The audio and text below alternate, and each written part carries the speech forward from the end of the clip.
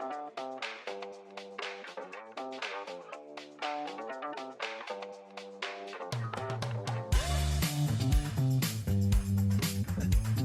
and welcome to Funded Futures. My name is Emily. I'm your host, and today I'm joined by Kate Save, who is the founder and CEO of BeFit Food. Welcome to the podcast. Thanks for having me, Emily. So you're not just a founder and CEO, you wear a lot of different hats and you've got a lot of different degrees. Could you run me through everything, because you're really, really accomplished?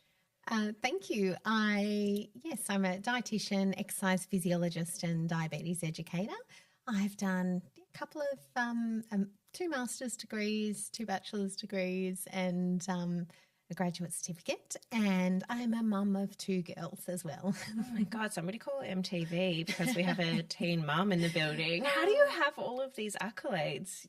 You cannot possibly be old enough for this. Oh, that's lovely. But I think at the end of the day, I've got such a curious mind. So whenever I wanted to solve a problem and I didn't get the answer that I wanted, I'd go looking myself.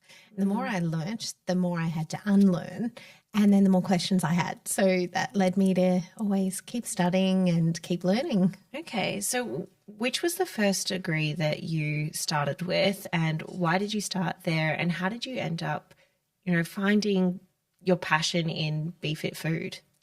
I did a double degree in nutrition and dietetics and exercise science, and at the same time I was doing my Cert 3 and 4 in fitness to fund my way through uni. So I was a personal trainer for a few years, and I do that sort of before and after uni. I had 7 casual jobs, and oh my gosh. Yeah, that was just that phase when you're ready to work really, really hard because you don't know what you're going to do. But I think at the end of the day, I knew I wanted to be an entrepreneur. I didn't even know how to say that word, but I'd heard it once before, and I was about 15. I'd won a trip to La Trobe University at high school for 3 nights, and they put up on the big screen in the lecture theatre a black and white video of Walt Disney, and they called him an entrepreneur, and I said, oh, that looks amazing. I'd love to create something from scratch. So that's all I really knew that it was. I didn't know what I was going to do, but that was the start. That's such a funny little competition to win 3 nights at a university. Yeah. Bless. So obviously you go to school, you learn about a lot of different things. I actually had somebody on the podcast the other day, another female CEO, and we were talking about the difference in subjects that are offered to women versus men, particularly when they're in high school, and things like economics, political studies, business studies, they weren't offered to us. Were they offered to you when you were going through high school, and did it shape what you wanted to do in the future? I was at a co-ed school. Jealous. Yeah, so I think maybe my experience was a little bit different, and I always got along really well with the guys at school. So I would surf with the guys at school, skateboard. Our PE teachers at the school were very cool. They'd throw us in the back of the ute after school and take us out surfing. So where did you go to school? On the Mornington Peninsula. Oh, unreal. I'm sure that isn't legal these days, but hey, it was fine at the time. If there's too many of us, we wouldn't be in the back of the ute, we'd be in the minibus. So, okay, love that. Definitely growing up on the peninsula was very grounding like that. And I think I had a very pro-female dad. So my sister and I were always told by our dad that we could do anything, be anything, and put on a bit of a pedestal. So I didn't realise there was any sort of disparity between the genders until going into business a little bit later myself. Really? And when did it start to become obvious to you that there were differences in how men and women were treated in the workplace?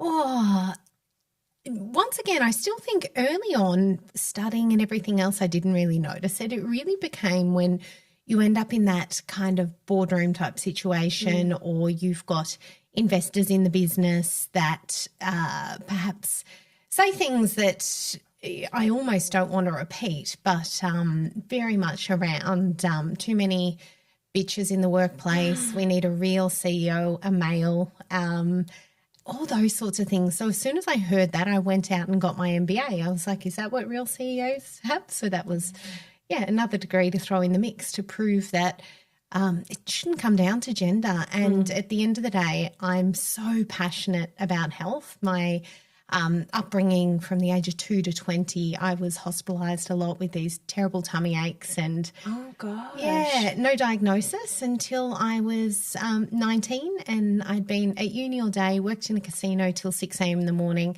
drove back to the Mornington Peninsula, waited for a scan and woke up 7 hours later to the answering machine in the house just on repeat, just 7 messages telling me to come back in. And I went back in and they said, we need to do emergency surgery. We think you have a tumour in your bile duct. And the stubbornness of me now, I think as a parent, I would have died. Oh, my gosh. But I told the surgeon that I was too busy for the next 2 weeks to have surgery and that I'd come back. It was my 20th birthday and I'd hired the little Italian restaurant that I was working at and a band, and we were going to have a big party. And I was also in an inside sport or swimwear competition, and he told me it was going to hack up my stomach from here to here and I'd never wear bathers again. And I was like, cool, so I might do that first. And yes, I put it off and then went through with it. But oh, my gosh. Yeah. That is terrifying. and also so what a 20-year-old girl would do. Yes. It really is. Yeah. Like, we've all been there. I think even you look at like our mums, and if they were unwell, they're like, it's fine, don't worry about it. I remember when my mum had a heart attack and she was out walking the dog and just feeling a bit unwell, had a bit of a sore arm, went to the doctor and they're like, well, we'll run some blood tests just in case. She's like, I feel okay, it's not that bad. Went home, they call her, and they said, you're having a heart attack. You need to get to the hospital. So she calls my dad. She's like, oh, Stu, I've just been told I'm having a heart attack, so I'm going to head to the hospital. And he was like, what do you mean? I'll come and get you and I'll take you. But it's just so my experience of women and their health, because often it's not necessarily just us that are downplaying it. It's medical professionals that downplay women's health because historically speaking, women's health hasn't been prioritized like men's health, because a lot of people in medical fields are male, sadly. And it's such a shame, and there is so much that gets missed because of it. Is that your experience? Oh, so I don't even know where to start there, but I think part of my clinical practice, so my second company I've had for 18, turning 19 years now, so Peninsula Physical Health and Nutrition, and we do nutrition consulting to private hospitals, medical centres, NDIS, home care, aged care settings. And in that business, I think having that opportunity to sit down with people one-on-one and ask them what was really going on, they just need to be heard. And then you need to send them to the right people who want to investigate, because I think we all get complacent. Yeah. And then particularly as women, if you get told there's nothing wrong with you, it's like a sign of weakness to keep whinging or complaining about things. So you just maybe put it off, and I think you can't do that. You're the only one when it comes to your health who actually knows what's going on. And I trademarked the phrase food as the first medicine, because I knew that food made me well, and I was being told when I had these tummy aches as a kid that food was making me sick, and it was what I was eating that was making me sick. You're kidding. Yeah, and I knew that wasn't the case, but I couldn't explain it. And now I think I had hopefully your mum's still here. Yes, Yeah, she's good. chilling. She's good. She's on the blood thinners for, she still downplays everything, of course. Absolutely. So my mum, 2 years ago, I lost to no known cause. So I got a phone call from my dad just saying they're going to stop working on her body in 10 minutes. Can you help me? And I drove to her shop. And when I got there, it was too late. And they don't know. The autopsy reports came back with no known cause of death. She had no stroke, no heart attack, no issues with health, perfectly fit and healthy. What do you mean? Yeah, so that was pretty profound. And I think at that time, it was the most stressful time in my life. I just bought out my 3 business partners. I was on the verge of doing my first round of crowdfunding. And it was a few days literally prior to this. Mum was supposed to pick up the kids from school, and I told her for the first time in 11 years, it's okay, Mum, I will pick them up from school tonight. I was having mum guilt, and it was literally the only time she'd never picked them up from school. So taken 2 years to get to this point, but I actually feel gratitude that she never picked them up from school because I've got my kids now. If Mum had picked them up, I probably wouldn't have my kids either. So I feel like, in some weird way, Mum gave her life so I could have my kids. And even on the night she died, I went back home and it was about 1 a.m. in the morning, and my youngest daughter got up and just started vomiting profusely, and it went on till 6 a.m. in the morning, and we slept on the toilet floor. She was vomiting. We were both crying. Oh and my God. I got this sense of, this is why I'm here. I'm here to look after my daughter, be a mother, and step up into the role that I knew my mum would have done for me. So, Oh my goodness. such a sidetrack, but things that make you stronger. Yeah, absolutely. What do you think that has had as an impact on you going forward, like as not just a mom, but, you know, in the workplace, seeing something like that happen to somebody so close to you? Oh, I think it makes me look at every day with fresh eyes, and that I think Mum always said that's tomorrow's problem, and her tomorrow never came.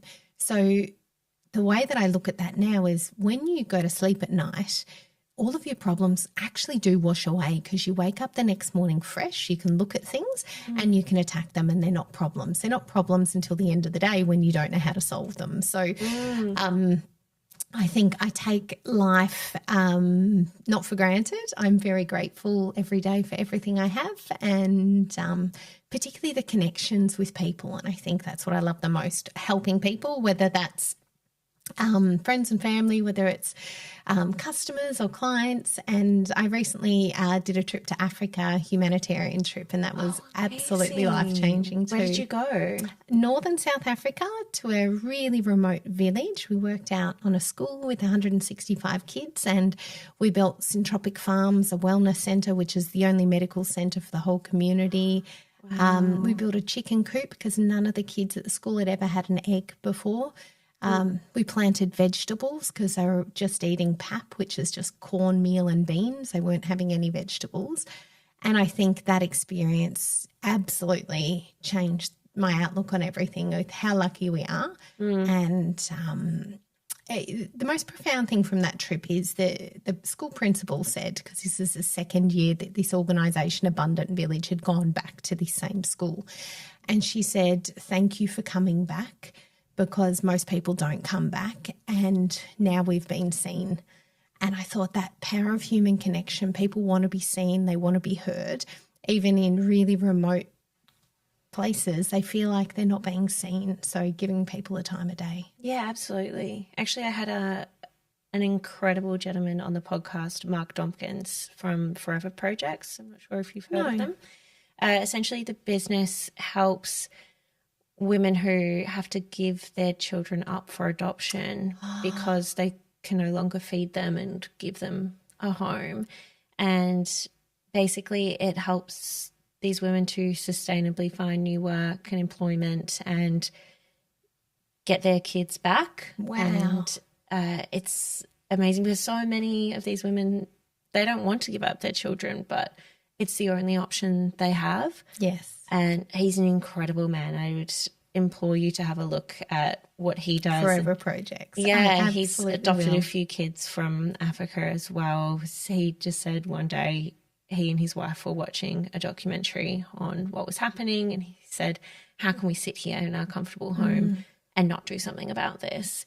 And that's how he got involved. And it is so much about making them seen and sharing their stories. Yes. Because people don't know. They don't. And I think we do live in this false reality now where everything is highlight reels and social media. And the sad part about that is, sitting in this rural community, a lot of kids had phones, and they're watching these stories, but they're sitting there with no food, no running water, no electricity. And we hired 5 interns when we were there to carry on the work of Abundant Village. So when we were gone, the community, it would be sustainable, the projects. And some of these teenagers said, when we asked them what they were doing prior to getting the internship, They said nothing. We said, oh, surely, you're helping your parents, working, doing this or that. No, nothing at all. Well, what were you going to do? Nothing. There's nothing here. They had this profound helplessness and no path, no motivation. And I think that disparity with social media and the highlight reels and not feeling like they're seen, if people tell these stories and share these stories, then there's no AI can ever replace human connection. And that's what we found. We went next door to a kindergarten, and when we went into the kindergarten, there was this big area that looked like it would have been a garden. I said to the principal there, what happened to the garden? She said, oh, we had no water, all the plants died. And I said, oh, are you going to replant it? She said, oh, we won't have the money for that. And I said, how much was it? It was 500 Rand, or 5,000 Rand, whatever the conversion is. It was 50 Australian dollars. But we couldn't give them the money because what we recognised was the fuel to get into the nearest town to buy the seeds was more than that. The ability to actually get a car to do that. So all these other obstacles, right. So all these people need is helping hands. They need our physical hands. They need the connection. They need to feel seen and heard. And that's something that technology will never take away from us. It's interesting that you talk about the human connection when I know that you worked on the show Alone, where Yes. they basically lose human connection in general for up to 100 days if they make it through the entire show. What was your experience working on that like? I just work behind the scenes on Alone, nutrition consulting. And it's an incredible experience, incredible show for anyone who hasn't seen it. And I think it takes people to the very, very edge of their existence and really challenges absolutely everything, that solitude, going inside, and do you really have what it takes to keep going at any cost? And just watching that show as a viewer, I think changes your perspective on things. But really, really interesting opportunity. How many days do you reckon you could last? Look, I've learnt quite a lot about the native plants, but in terms of hunting down animals, killing them, cutting them up and drying them, bleeding them, that sort of thing, not sure I can do that. So I think I'd run out of protein pretty quickly. Yeah. What would be the 5 things that you would take in, the items? I always try to think of this when I watch it. Shelter would be the number one thing. So like the tarp. Yeah, absolutely. A fishing net. I don't think I'd have any chance at spearing a fish, but if I could throw a net out there. Definitely pan, something like that to boil water and and then you need the flint. And the flint, yes, to make the fire. And then one more thing. Oh, who knows? Probably a knife or something like that too. Yeah. I wouldn't survive. I think I'd be a few days. I'd be a bit cold. I'd be freezing. I'd be a bit tired. Just I'm done. I need to go. I've got to get out of here. I'm just sadly too privileged. And that's it. I think that we all forget that. I'm sure working on a show like that, you see what is possible for people. Yeah. And how little we actually need to survive. Yeah. True survival skills, true mindset and resilience. Yeah, and we're constantly being sold into this world where we need more and more and more. And I fall victim to it all the time, and you think, oh, I'll be happier if I have this one thing. Yeah. I'll be happier if I have that new dress. I'll be happier if I have that new tool. I'm a sucker for kitchen appliances, like really dumb appliances. Yeah. My favorite is my egg cooker. Yes. Pathetic. I could do it in a pot. My youngest daughter loves the kitchen and cooking, so she is with you on that. She will take me to Harvey Norman and go and buy her own mixers and all sorts of contraptions for cooking. So, yeah, I'm definitely becoming more of a minimalist and offloading things because I think you go through that, those changes and experiences, and I'm definitely offloading these days. Have you heard of Swedish death cleaning? No. So this is a thing that older people in Sweden do is they start to offload all of their things and prepare for death so that their loved ones who are left behind don't have to go through all of their things and don't have that burden. Yeah. Oh, I can hear that. We had to do that for Mum. I had yeah, like I said, that the crowdfunding supposed to happen. It was the first day going into school holidays, and Mum had looked after my kids for, the last decade. Oh my So we gosh. went away to a caravan park in far north Queensland, so my husband and I could still continue to work and try and process everything and look after the kids. And then we had to sell Mum's business. Dad said to me, I don't want to live in this house that night. And I'm like, that's okay, Dad. We'll sell the house and we'll get you a unit. And so sold their house, bought him a unit within a few days actually, and had to unpack their lives of, 45 or 6 years together. So yeah, I hear you, and there's so much to go through, and I think you never want to put your kids through that. No. As somebody who is a hoarder, it scares me that anybody would have to do it. And then also the things that you don't want people to find when you die. Yeah. Am I right? Absolutely. Yeah. I'm sure we all have them. We found them. Probably some more than others. Yes. Jeffrey Epstein. There's so many people who have all these things out there that you don't want to find when you die. Yes. So at what point do we get rid of those things, Yeah. This has gone on such a tangent. I feel like I'm a real yapper, and then it really goes, of course. No, all good. Well, I have been another television show that I know you're aware of. Shark Tank. Yes. Please tell me more about this experience, because I've heard a few founders who have been on it who've had really interesting experiences, and it's not everything that you see on television. Yeah, so in the first, I think, what do you call it, series of Shark Tank, where the original sharks were there. So I was in that, and I was pitching for Be Fit Food. So you get told you've got 1 minute to pitch. You'll walk out on the red carpet, the doors are open, you'll stand there, they'll just capture your expression, you'll pitch, they'll ask some questions, and it'll be done. And I'd been told by my co-founder that it was career suicide and I wasn't to do it at any cost. But you still did it. Well, not the first time. I pulled out, and then a year later, because we were matching each other in the business dollar for dollar, but surgeons and dietitians don't have equal pay, so I'd run out of money and I didn't want to lose the business. So I decided to go on anyway, and yeah, I could see why it could have been career suicide, but because of that pressure, I prepped so well, walked out, did my 1 minute pitch, but 2 hours and 15 minutes later, I was still being interrogated, I guess you could say. You're kidding. The questioning was so intense. There was no breaks, no toilet breaks, no drinks, no can I ask a friend, can I look up a note? You needed to know everything off the top of your head and accurately, because it was going to television.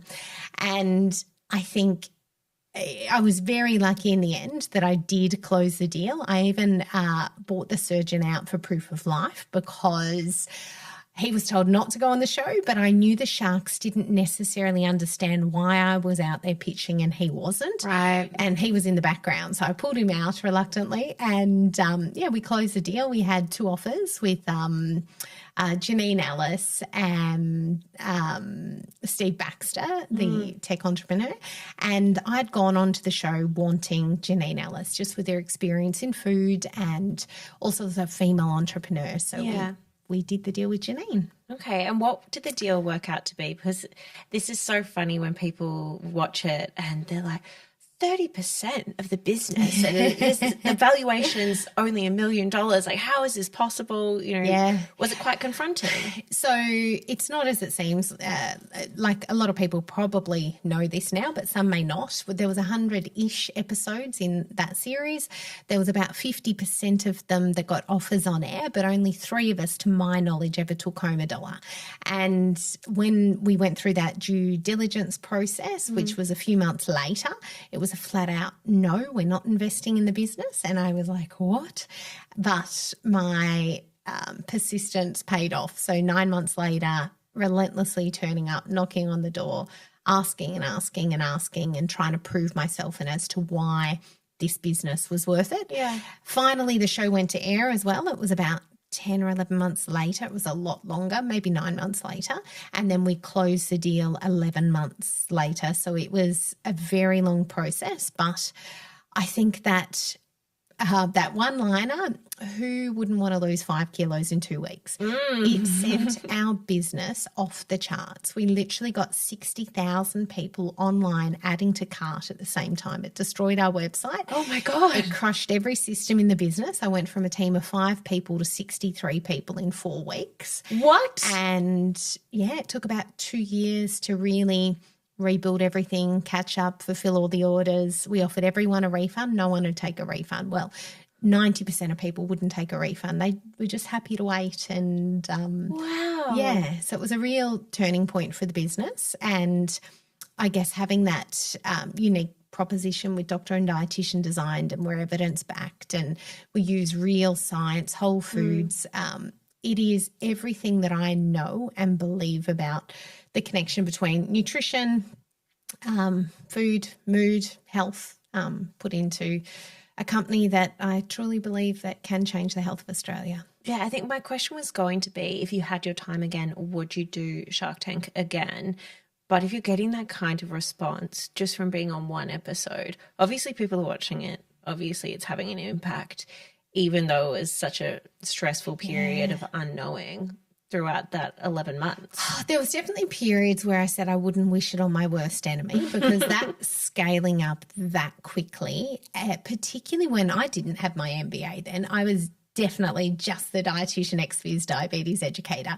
I'd never really run product business at that scale. I'd run service business. And what I found such a challenge is with a product business, it's you're not the person physically responsible for hand plating, packaging, delivering and speaking to that customer. There's so many touch points, as opposed to a service. When you speak to someone one-on-one, it's a direct reflection of you and how good you are and your relationship building. So I found that disconnect really difficult. But saying that, I wouldn't change it, because it helps you to learn and grow, and you learn from the mistakes. There's so many things we did wrong, but at least I won't do them again. So when you were going through this process, actually trying to get the investment that was promised to you, what were they saying were the main reasons during the due diligence process that was keeping them from investing? Well, when they looked at the numbers didn't support the vision, but that's because we needed investment to scale. So you were never going to be able to get there without the funding first. And I think having friends now that have got big investors behind their organisations, I had a girlfriend say to me the other day, it's so different when you're working with a company that gives you pretty much endless piles of money to scale a business idea, because she's scaling a new business idea, as opposed to a startup where you bootstrap it and you need to do it all on your own. She's like, I see why it's not an even playing field, because if you're bootstrapping it, you're never going to have the 30 million for advertising, the unlimited funds for inventory and offshoring, and, you know, getting cost of goods down because you've got these huge manufacturing facilities. So everything we did was by hand with Australian labour, with whole food ingredients, just the most expensive way to do it, but authentic, and people could see that value. Yeah, absolutely. So obviously that wasn't the only round of funding that you did. You went on to do equity crowdfunding. What do you think were the main differences and the pros and cons of each? Yeah, I think sort of 7 years down the track, I recognised that the investors I had at in the business at that stage, we weren't all as aligned on the vision. So to me, I think that food as the first medicine is my vision. So I really want to be providing food that changes health, and that's all that mattered to me. Whereas if you're just wanting to make money from food, then you cut the quality of food, you automate production with machines, you reduce labor, you stop giving one-on-one advice, and that's how you scale things. And I understood that, but I honestly think there is a way where you can provide people are willing to pay for something that will change their health, because if you invest in your health, it is your true wealth, because once health is taken away from you, no amount of money can bring it back. So I wanted to do crowdfunding because I wanted to buy out my previous investors and shareholders and start this journey again. Just alignment on values and rate of growth in the business as opposed to quality of growth. And I think when I was ready to give up every other day, I knew if I just took one phone call, read one email, or spoke to one customer who walked in the door or was online, they would tell me how I've changed their life forever with our products. And our customers are so incredibly loyal. They'll order on average 13 times a year, spending upwards of $2,000 a year because they're investing in their health, and they know it makes a difference, as opposed to selling just food, which is great, and there's certainly a place and for convenience food. I mean, that's why you've got all these convenience food outlets in everywhere, and convenience stores and everything. But for us, we belong in pharmacy, we belong in healthcare, aged care, the NDIS, and online for people that are scrolling late at night and they feel like they've lost control for their health. And I knew that by doing crowdfunding, our customers resonated with that message. It was their lives we'd changed, and that other people that were learning about us for the first time were looking for something that we were offering that was very different to convenience meals. Yeah, absolutely. I think that the people who are already ambassadors for your company become so even more when they have the ability to become shareholders, which through equity crowdfunding is something that a lot of ordinary Australians didn't have the ability to do previously. They couldn't invest in the companies that they loved because they weren't listed, and it just wasn't possible. How many new investors did you get on board? Over 100. Amazing. Yeah, so it was an incredible experience. Got to talk to most of those investors. And I think what I love about having Venture Crowd behind it, one entity that is investing as well, it's not as if I need to deal with 100 different shareholders every day, because that would take my focus off the business and too many opinions, and it would get off track. But I think it's like having silent investors, and it allows you to lead the business, stay true to the vision and focus on what you need to do, as opposed to, taking orders and directly following instructions from someone else, which it was a bit different to how the business was going previously. Absolutely. And what did that kind of funding mean for the business at the time, and how did that help you to grow in that time? Was it a 12-month growth plan, or was it a longer term growth plan? I think the toughest thing was I'd literally found my mum dead 5 days before I had to do the pitch and go live. And I had the threat on my doorstep of not paying my investors or previous investors out on that same timeline, pack out mum's house, doing all those things. And so it was just such an incredible amount of pressure. But I think through that process, I was able to see, because of the crowdfunding support, that people believed in what we were doing, and we could move forward in the direction that I'd shown them that I wanted to go. So that gave me the confidence to keep pushing forward at any odds, and knowing that I had their support.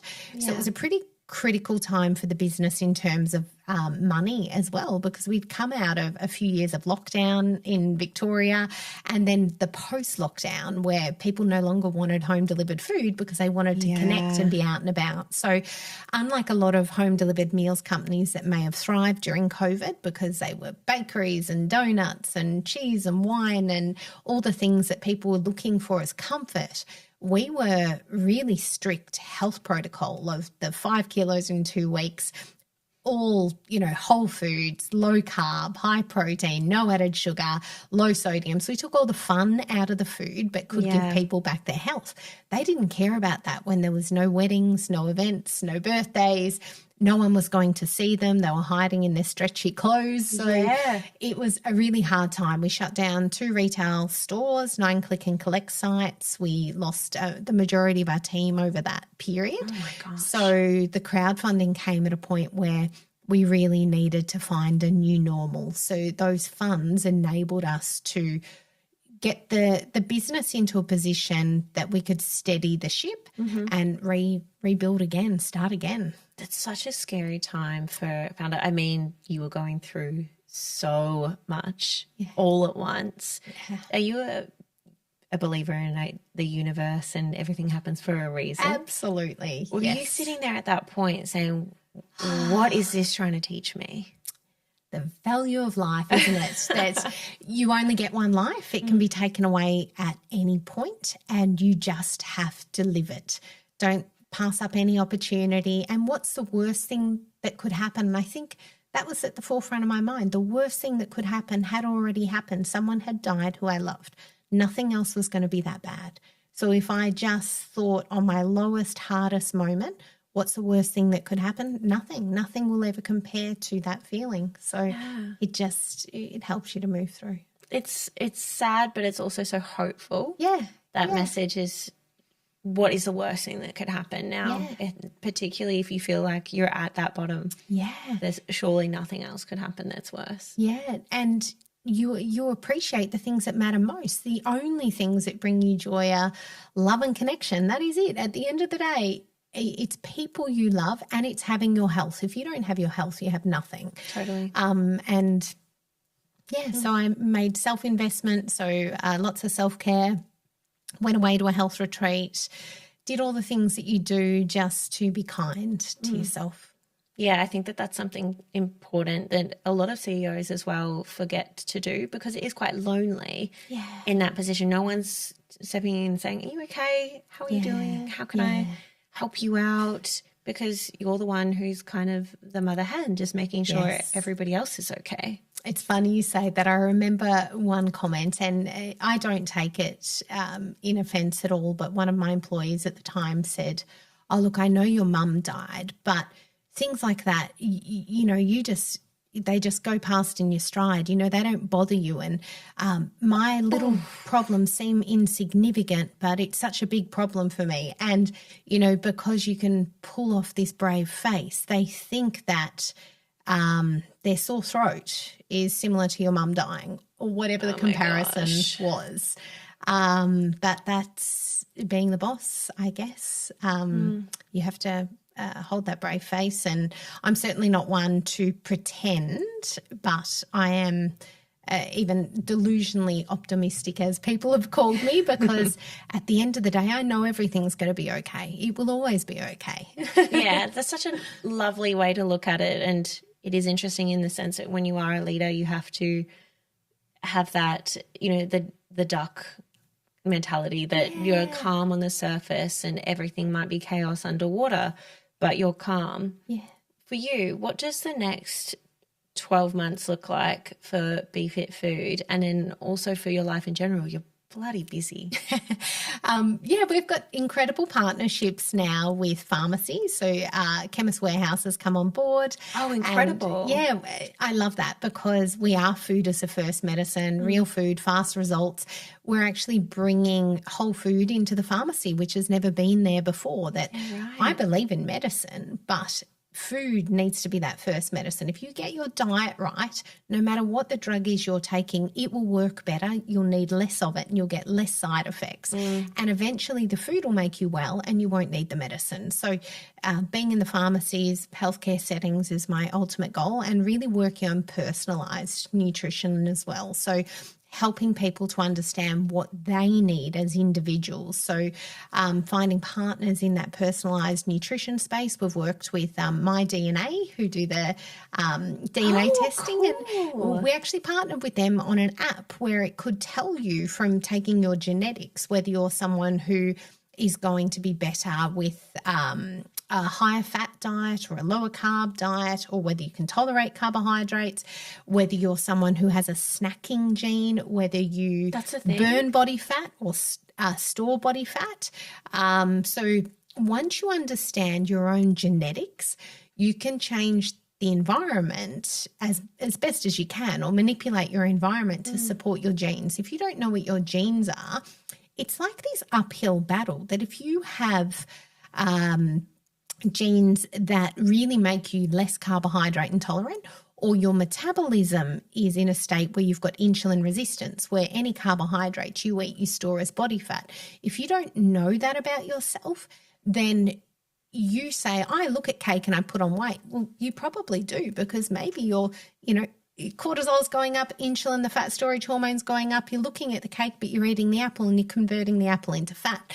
So if you don't look at your personalized nutrition, your DNA, your epigenetics, your biochemistry. So as a dietitian in the hospital settings, we put people on parental nutrition or TPM. We feed them through tubes. We feed them through fluids that go straight into their veins. And we understand on a clinical level what people need to stay alive. Yeah. But I think where the world is going now, it's not staying alive. It's really thriving. Thriving, quality of health. And that's where our company will never will never change. We'll always be what is best for health. And if it's not the best thing for your health, it won't be in our company. That's amazing. Honestly, I feel like I could talk to you all day, but it's been absolutely incredible having you on the podcast. I just feel like we're flowing. Thank you, Emily. I mean, it does help in the sense that you've got your own podcasts, obviously. Yeah. If people want to listen to them, I'll pop them in the show notes. But in case they don't read the show notes, which podcasts are you on at the moment? So I've got The Inspired CEO, which is on YouTube and all podcast channels, and that's interviewing other founders. And I've also got Hear Me Roar with a co-host, Toby Scoverin, who's got all the Creative Cubes buildings around Australia. And that's an incredible podcast where the two of us have banter with founders as well. So awesome. Lots of fun. I think it makes sense as to why we got along so well then, because we do basically the same thing. Yeah, absolutely. I mean, obviously, I'm not out here running my own business and being a dietitian and doing as much as you, if only. I don't think I've got enough hours in the day, but it's been incredible having you on here. And thank you so, so much for your time. I really appreciate it. Thank you for your time.